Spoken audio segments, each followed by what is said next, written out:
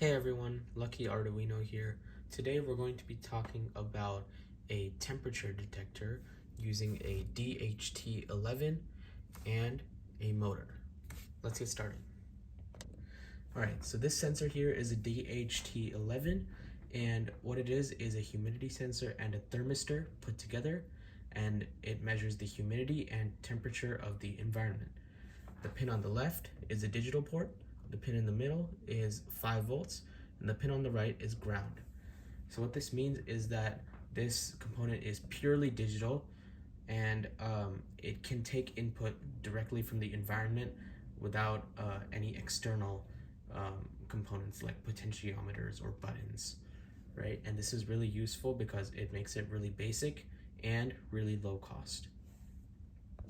Our next component is a motor, and to this motor I've attached a fan so that when it turns on we can see it spin. And here we have a motor controller. A motor controller is used for controlling speed and direction of the motor, right? And it's also essential in making sure you don't burn out your Arduino, because the Arduino can only output a specific amount of current, and it's not enough for the motor to run. So the Arduino will just break itself trying to run the motor. And the motor controller is able to amplify this current and have it be enough to run a small motor such as this one. Right? And I'll put up a little schematic on your screen right now to show how this motor controller is wired up. All right, so here you can see the values of the temperature and humidity sensor. You can see humidity is at about 57% and temperature is at 22 degrees Celsius. And so what we've done here is that when the humidity rises, the fan will turn on, and when it stops rising, it'll turn off, right? So let's demonstrate that.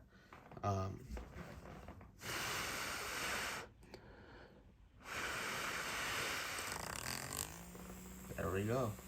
So what I did there was I blew on the humidity sensor because my breath has water content in it, and it will heighten the moisture in the surrounding environment of the sensor. And so that's a quick and easy way to raise the humidity.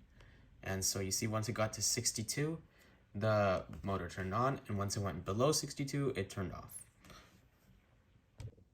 All right, let's take a look at some of the code for this project. So here we have the DHT library, and we're creating an object DHT called capital DHT. Then we create a pin for the DHT11. We need to do this because it uses a separate class, so we need to define it a different way. So that's pin 2. And then motor pin 1 and motor pin 2 for the motor controller pins that I showed you earlier. And so here we have the motor pins that going on output. We start the serial monitor with 9600 baud rate. Then we do a small check using a function in the DHT class, the function in the DHT object actually, right? Because this is capital DHT instead of lowercase DHT.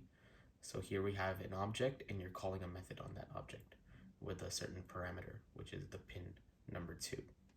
Then using this, we're able to create a temperature and humidity values that go on the serial monitor. Then we have our if and else statement. So if the humidity goes above 62, we'll turn the motor on, right? So how this works is that motor pin 1 and motor pin 2 actually signify directions. So if you turn both on at the same time, the motor won't do anything because it's trying to go both directions at the same time. But if you turn one of them on and the other one off, then it'll spin to the right or to the left, depending on which one you turn on, right? Else, and then both of them turn off if the humidity is not above 62, right? And so this works the same way, since there's no direction assigned to the motor yet, because both of them are at low, the motor won't run. And so that's how the code works for a motor controller. It's very simple and very easy.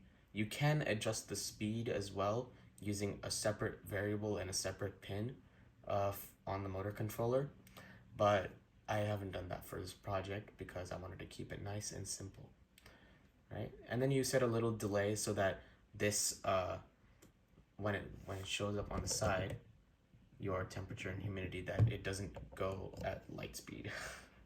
All right, what are some uses for this project? So this is just a very simplistic motor and temperature sensor project, but imagine if you could have a customizable fan that turns on whenever it's too hot, right, in your house. That would be really cool. It would take a bit of work to implement in real life, but in Arduino, it's fairly simplistic. This could also be implemented with AI if it could take the variables of temperature and humidity and decide what exactly is the best time to turn your fan on and off to save costs or help you out and stay cool. If you're not in the house, it won't turn it on, etc. Right? It could be really useful and a really cool implementation of this project. All right, thank you so much guys for watching this video. Go check out the shorts part of my channel where I post tutorials on every single one of these parts, including the motor and the DHT11, which I used in this project. Also go and check out my website, www.luckyarduino.weebly.com, and you'll find everything in an organized fashion, including all my projects, tutorials, and descriptions. Thank you so much guys once again. See you in the next video. Bye bye.